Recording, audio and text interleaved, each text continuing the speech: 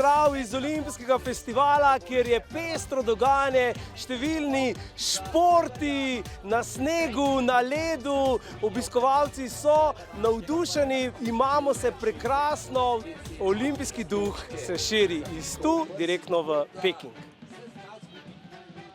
Ves čas olimpijskih iger je bilo takole olimpijsko športno zabavno v izteku kranjskogorskega smučišča.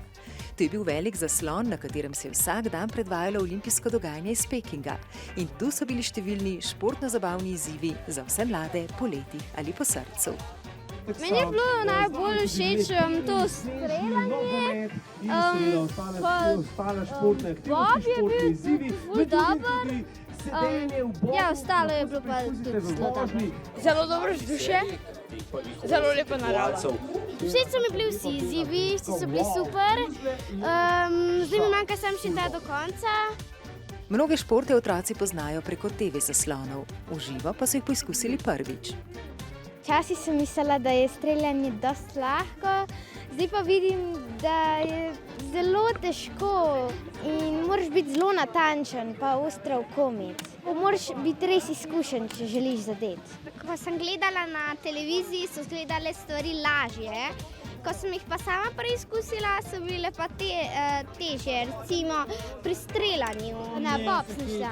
Jaz, ko sem se usedla, je bilo pač tako mi ful dobro, sem potem ne bi se pravno tako vozila pač za šport. Gremo! In odlično, vidim, da so vsi otroci zaenkrat v smukaški mreži. Vsi kaj pečejo noge, takoj na levo, tehnično zahteven izskok. Eden bolj zanimivih in zabavnih pa je bil tudi prav poseben smučarski izziv. Medalje smo dobili, ko smo mogli biti v pozi za smučanje, pa smo skakali. Tista smer, ko je tam kazala, smo se pač zavili. Nagradico tale zate. Pa skakali smo. Dobro je bilo, pa malo so noge pekle.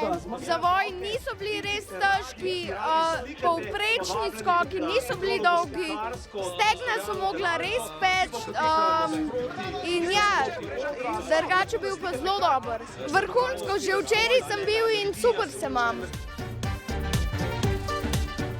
Od športnega adrenalina pa so se otroci lahko sprostili tudi skozi umetniško ustvarjanje.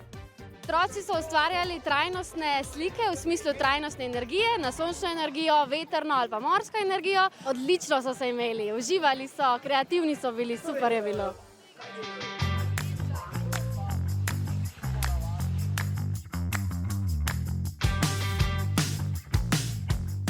Na olimpijskem festivalu pa so se imeli odlično tudi nekdanji vrhunski športniki olimpijci.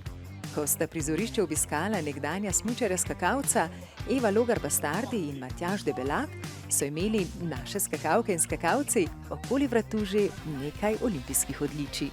Bilo je res zelo čustveno. Jaz sem se v bistvu še zvečer še dvakrat zjokala, ker še zmeraj sploh ne morem dojeti, kaj so punce dosegle.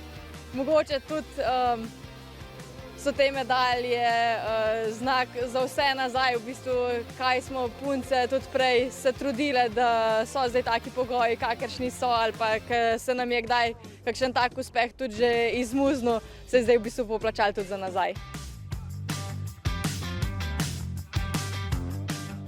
Navdušena sem tudi v bistvu nad to organizacijo, aktivnostmi, ki jih imajo možnost na otroci tukaj preizkusiti.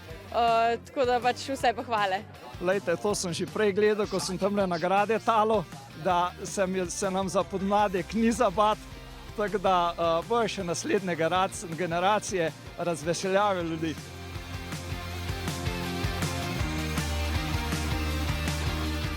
Mislim, da so takšni dogodki nekaj najlepšega, kar se lahko sploh zgodi tako otrokom kot staršem, in komaj že čakamo dan slovenskega športa 23. septembra in seveda ta velik olimpijski festival 24. in 25. septembra na Kongresnem trgu.